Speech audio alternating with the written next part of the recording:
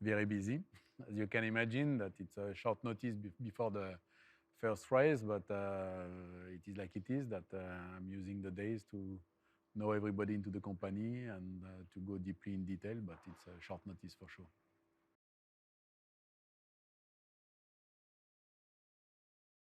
First, it's true that it's always very emotional. It's the baby for one season, but it means that when it's come to the reality, it's always a bit emotional. I love the car. I love the red. And with the large Ferrari on the rear wing, I'm more than pleased. But now, you know, at the end of the day, the most important is the speed of the car. And that I think that we are focused today on delivery, but quite soon we'll be focused on performance.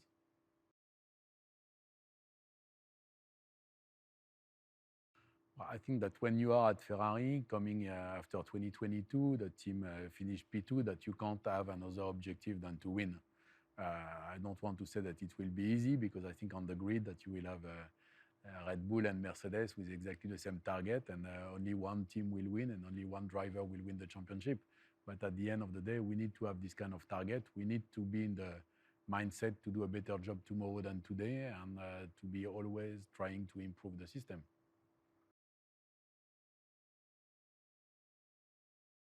As we said before, it's a very short notice and it's difficult to have a big change into the organization, that we will do some marginal changes into the organization on the race team operation. And then let's see after Bahrain and the first couple of races what we will do. They all want to win, but the most important is to win with and for Ferrari. That we have to be clear on the objective. I think they both have the talent and the skills to achieve it. We will have the capacity to provide exactly the same cars to the two drivers. But for sure that if at one stage during the season we are competing with another team or with another drivers, that we'll have to make choice. They are perfectly aware of this, but so far we have no number one and number two. In any case, we don't lose or win the championship in Bahrain. It will be a very long one, and we will have to fight and fight and fight all the season.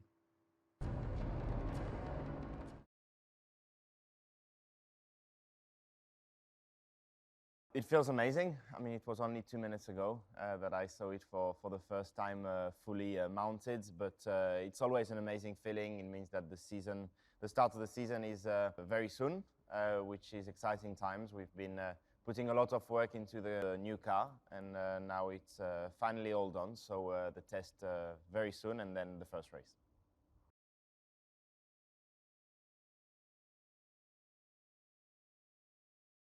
We want to improve that. Last year was a good step forward. We need to do just the same this year, and hopefully get the championship. That is the target for all the team, and it is the target for me too. Get more wins, hopefully be more consistent from the first race to the last race, and hopefully we'll get that title.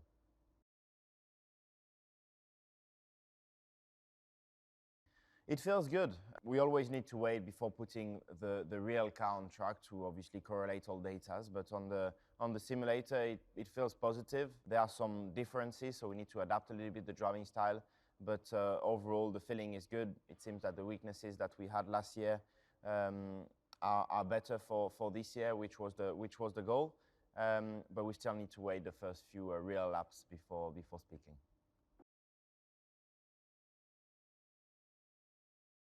I spent my winter training mostly, relaxing for the first part of it with the family and friends.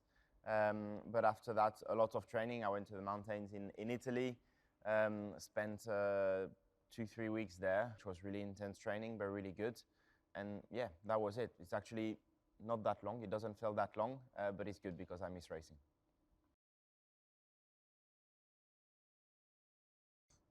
Well, I guess the same as every year. Monaco and Monza are the two most special ones for us and for me. Monaco is my home race.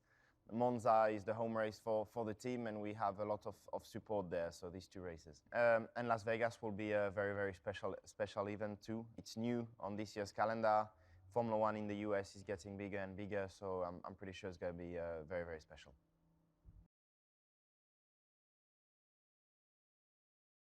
I am not planning to beat Carlos at golf because I am way too far behind. So yeah, hopefully we'll work together well in order to achieve good things on track. But at golf, I've got too much work to do.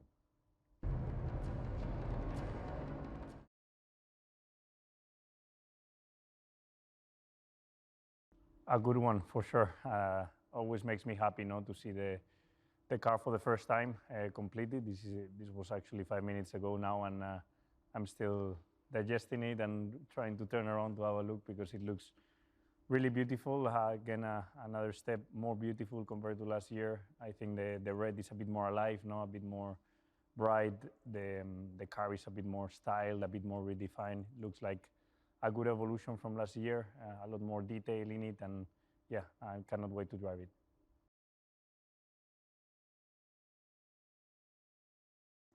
Obviously to try and improve those numbers, but I think the priority this year for the team is to make another step forward, like we did last year. Now we want to do another step and definitely get in that fight for the World Championship, for all the race wins, and yeah, try and be as competitive as we can, but at the same time trying to improve in all the areas that we've set ourselves the goals.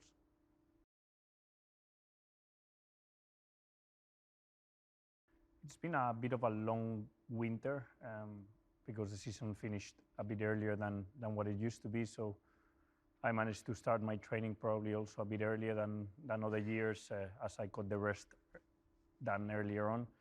And yeah, it has felt long, this let's say 2 months since I started my training program. I focused myself maybe a bit more in the cardio side. Normally I've been lifting a lot of weights, trying to gain weight, but now I'm nearly at the limit of the weight limit of what a driver is allowed to weight. I have to focus more on the cardio side. So yeah, I'm working on it as much as possible, and I feel fresh, fit, like always. My most Italian skill or behavior? That's a tricky one.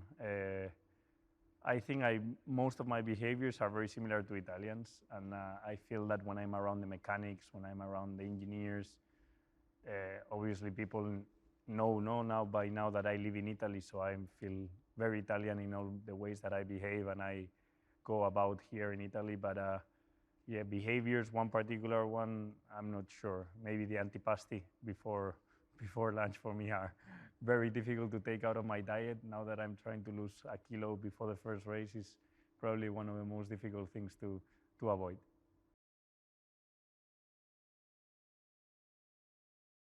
Yeah, for sure. I mean, we have to, we have a lot of fun away from the circuits.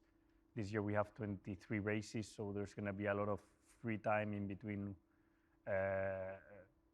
one back-to-back race where we stay in a city or where we have to go somewhere else, and I'm keen to be as competitive as we are on track with him, as we are on paddle or any other sport we play, that I'm sure we're going to have fun and enjoy it.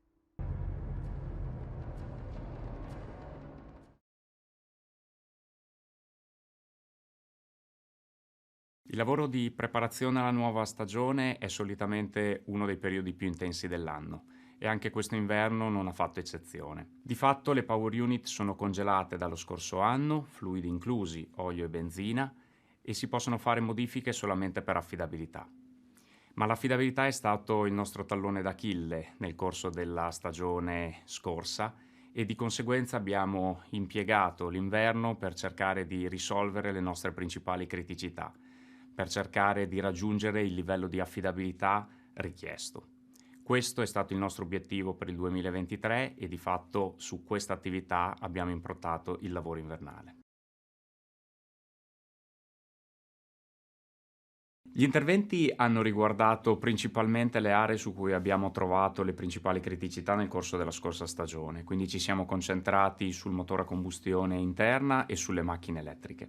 Al tempo stesso abbiamo comunque cercato di capitalizzare l'esperienza fatta in pista nel corso dell'ultima stagione e quindi abbiamo comunque lavorato su tutti i riscontri e i segnali deboli provenienti dai componenti della power unit utilizzati. Questo ha riguardato chiaramente varie aree di progettazione di alcuni dei componenti, ma al tempo stesso abbiamo rivisto, dove necessario, anche alcune procedure di assemblaggio. È stato un lavoro che ha coinvolto tutte le persone della Power Unit e insieme a noi i colleghi della supply chain e i nostri fornitori.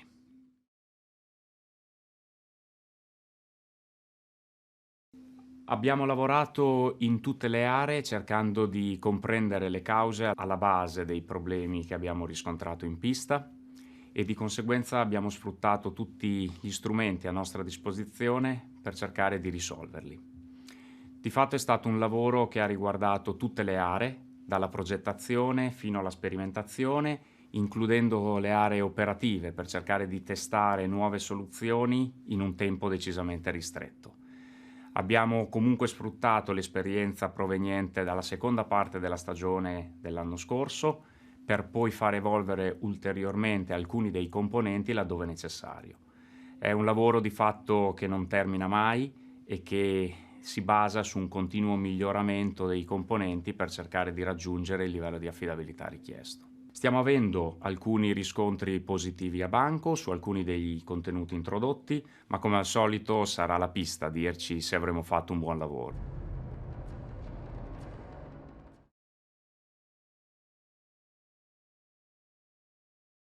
La monoposto del 2023 è un'evoluzione della macchina con cui abbiamo corso l'anno scorso, ma in realtà è stata tutta integralmente riprogettata.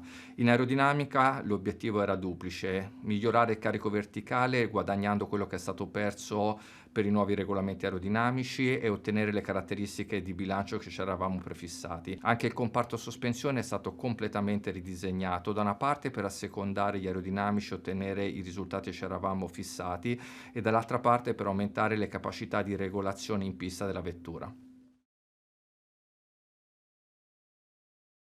Le modifiche più evidenti della nuova monoposto sono sicuramente la sospensione anteriore, dove siamo passati da una configurazione con track rod alto a una configurazione con track rod basso, guidato dalle esigenze dell'aerodinamica. Anche l'ala anteriore è diversa, così come la struttura del naso, avendo il primo elemento non più connesso con il naso, ma floating. La parte del bodywork è più in continuità con quello che è stato fatto l'anno scorso, ma reso più estremo. Il budget cap è diventato un asse di prestazione irrinunciabile, quindi nell'affrontare la progettazione della macchina di quest'anno non abbiamo potuto prescindere da prenderlo in considerazione. Il modo in cui l'abbiamo preso in considerazione è stato quello di andare a determinare, cercare quelle aree con poco o nullo valore aggiunto sulla prestazione della vettura e cercare di tenere quelle zone della vettura uguali a quelli della macchina precedenti. In termini numerici il risultato ottenuto è stato che il numero di carryover nella macchina di quest'anno è doppio rispetto a quelli di una macchina con un regolamento precedente senza la presenza del budget cap.